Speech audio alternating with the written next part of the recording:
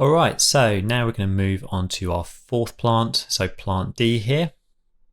This one's a little bit like a semicircular mushroom, or I suppose you could think of it also like a clamshell. We're just going to have this one sort of unroll and unfold around its edge here. I'm going to build this with putting down some construction lines to sort of define our overall shape, and then we're going to sort of build on that. This lesson is probably going to be a bit of more sort of polygon modeling, a little bit of polygon modeling, a little bit of procedural, but it's good to know how to do both. So hopefully there's a bit of something for everyone here. So without further ado, let's go to our scene.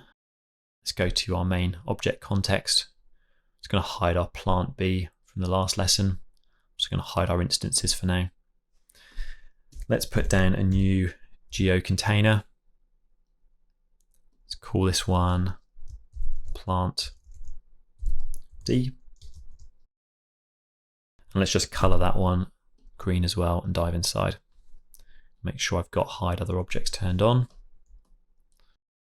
And zoom into our origin here. Okay, so let's put down a circle to start here. I'm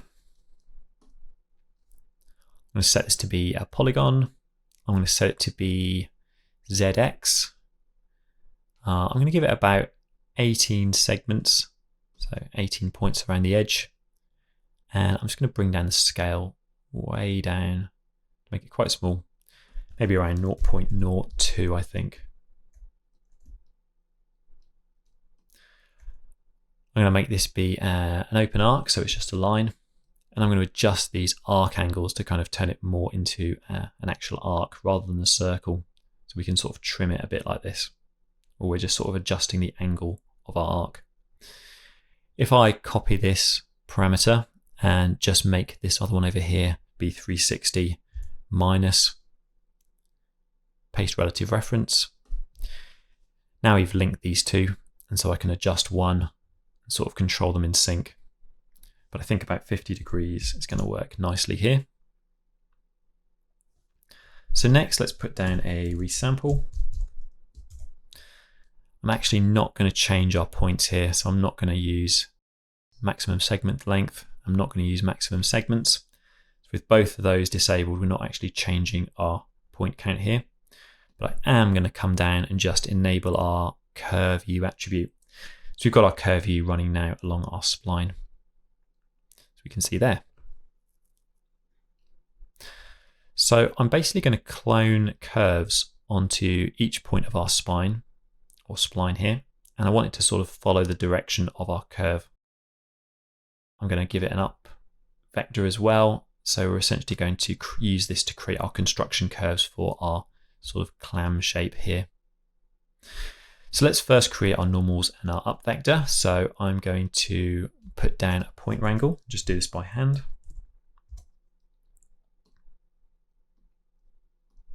Now because we're actually at the origin, we can make our normal just based on our position. So @n equals attribute p.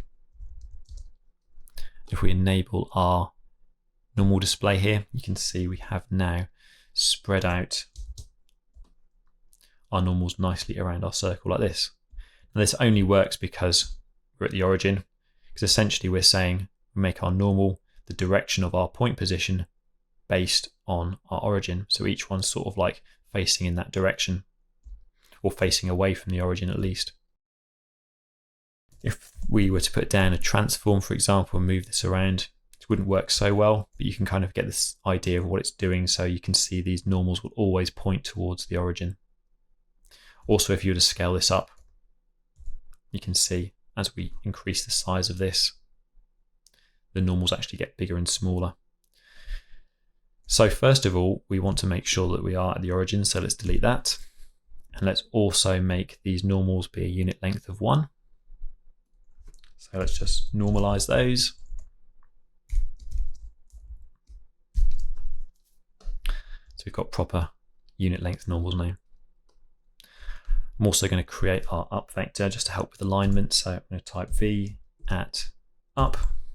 I'm just going to make that equal to just the y-axis. So open close curly brackets, and I'm just going to put 0, 1, 0. so our y-axis. And if I enable our visualizer for up, you can see we've got that now. Cool, so I'll turn those off for the moment. Let's now create our lines. So I'm just going to put down a line sop. Set it to be 1 on Z, so it's going in our positive Z direction. I'm going to go for about 3 points.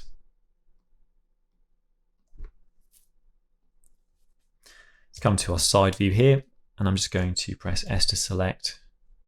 I'm going to select point mode. I'm going to grab this middle one and just move it over here with our transform. Something like that. Let's resample this to give it a few more points. I think here I'm going to go for about 15 points potentially. I'm not going to bother about subdividing this. I'm actually just going to use a bend sop to bend this around into shape. So let's put down a bend sop next. Enable our handle. And let's just tap G to adjust the placement of this. I'm going to move it over a little bit, maybe to around here. I'm going to drag this one to adjust our handle. So if we go back to the viewport, you can see we can adjust our capture length by dragging this handle back. Then I'm going to rotate this a bit to sort of rotate our curve into shape. If I come back to our side view here, let's just arrange this a bit better. Bring this up to about this, maybe bring out our capture length a bit more. Kind of something like this sort of feel. So I've just brought the capture to there, and this sort of angle is around 37 degrees at the moment. Okay, so let's now take this and copy this to points. So we're going to arrange this around our geometry here. So put down good old copy to points. Let's feed in our geometry, which is our curve. Let's feed in our points. And you can see we've now got the basis of this kind of shell shape sort of thing going on. If I were to put down a sweep,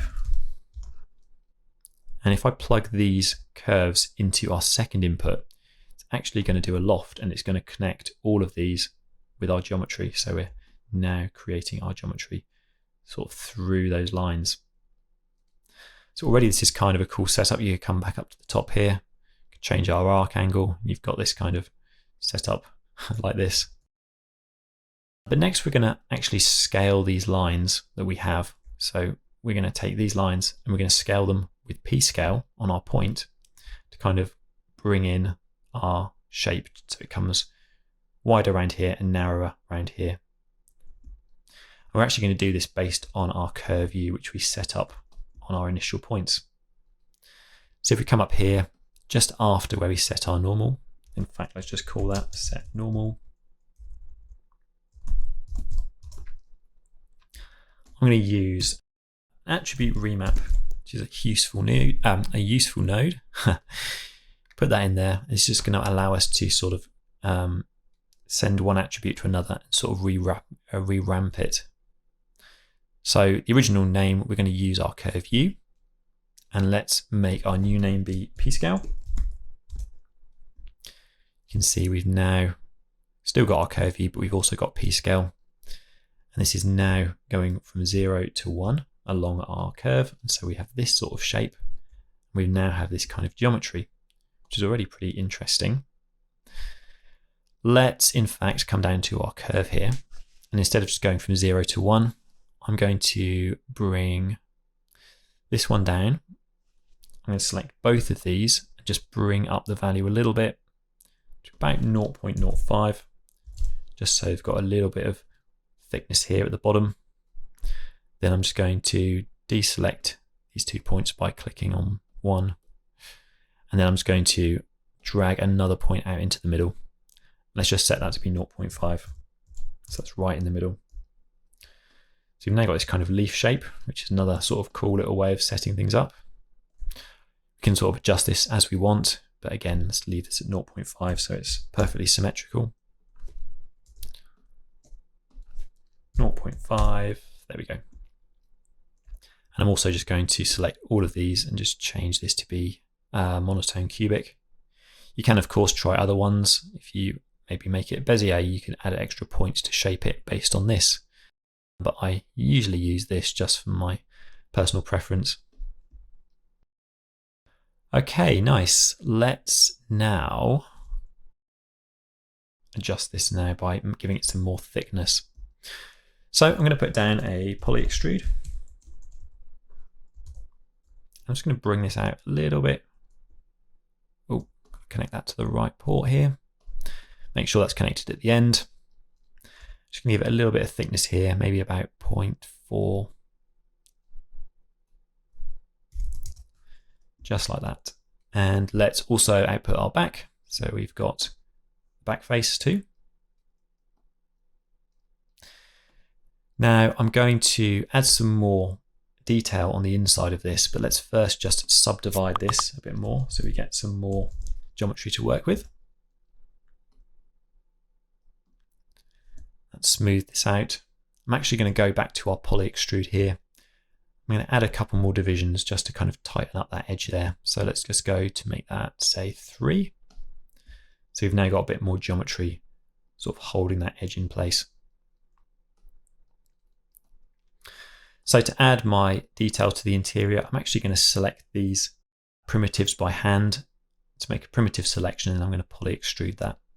I know this is a bit manual, but in this case, it's actually probably going to be a bit easier to sort of art direct. So I'm going to come to my subdivide. I'm going to come to S. I'm going to select our primitive mode. I'm just going to come here and just start selecting our individual polygons. If I select our brush tool here, I'm also going to turn on our hide back faces. So now if I drag through this, we're not selecting any polygons on the back.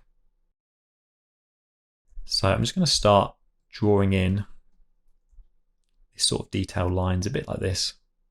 Just come down like that, maybe bring out some stuff like this.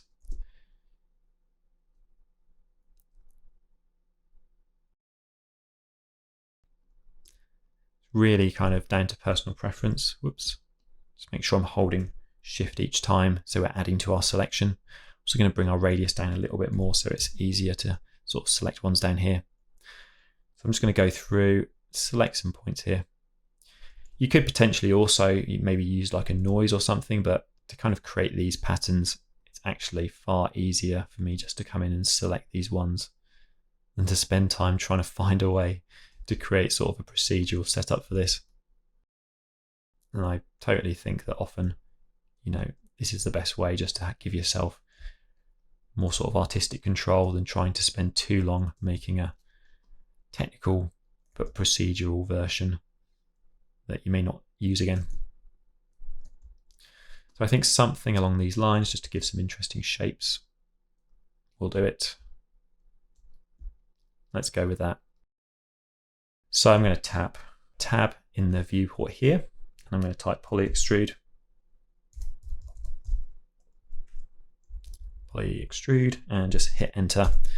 So we're now going to use our selection in our view. We can enable this and pull up our polygons. I think something like this. You can see at the bottom here they're getting a bit squished together. So if that's the case, another thing you can do is just maybe not extrude it quite so much, but let's just turn on transform extruded front. Now if you move this at the moment, it's going to move them kind of based on their local axis. If we change this to be global, we can now move this based on sort of like the global position of these. I'm going to right click on this, just make sure I'm in align handle. I'm going to go for world mode. I'm going to right click again.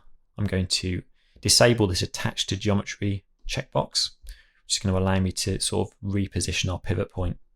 So I'm going to drag this up somewhere central like this, come to maybe about here. So we're just above. I'm going to right click on this again and just do attach to geometry. So now we're back to being able to control our geometry with this.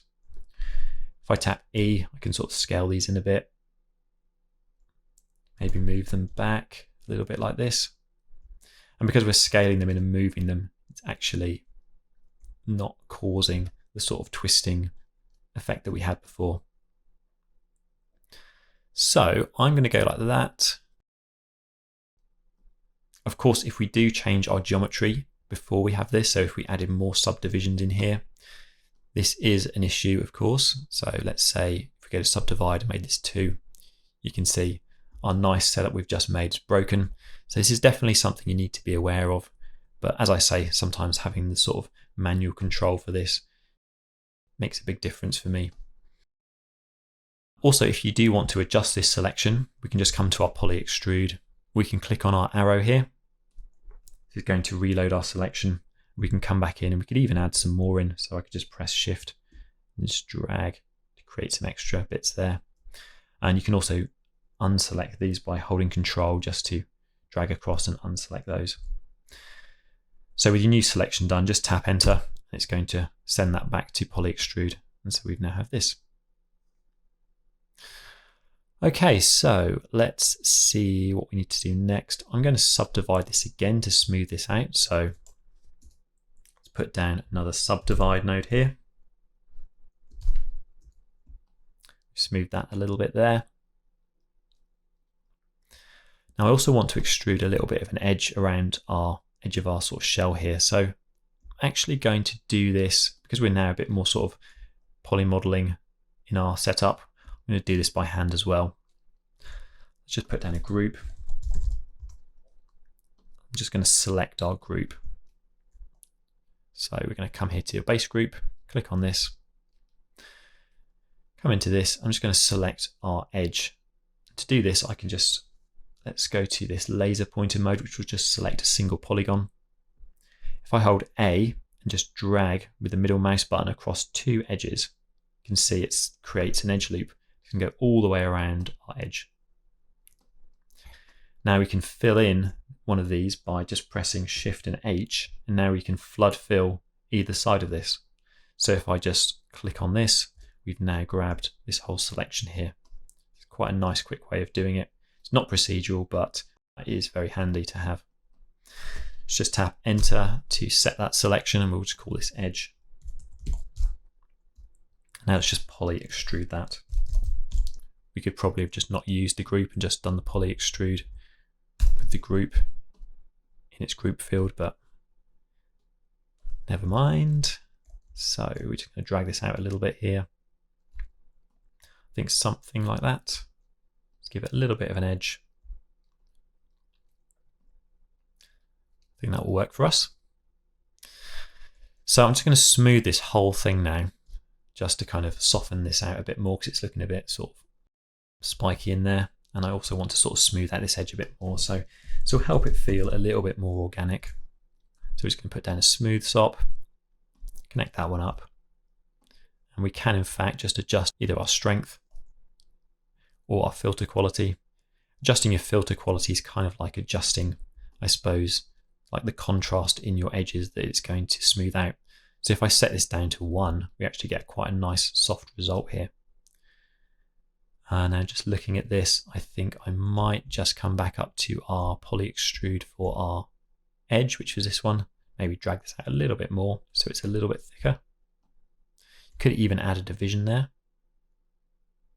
It's not making much difference. I'm just going to pull out a little bit more like this. Maybe add 2 divisions, which is going to add an extra loop inside this, you can see. And I think maybe I'm just going to grab our interior detail, which was done here. Just pull that one up a little bit more, like so. So come to our smooth, and this is pretty much what we got so far. This is the basis of our shell. And next we're going to have a look at animating this.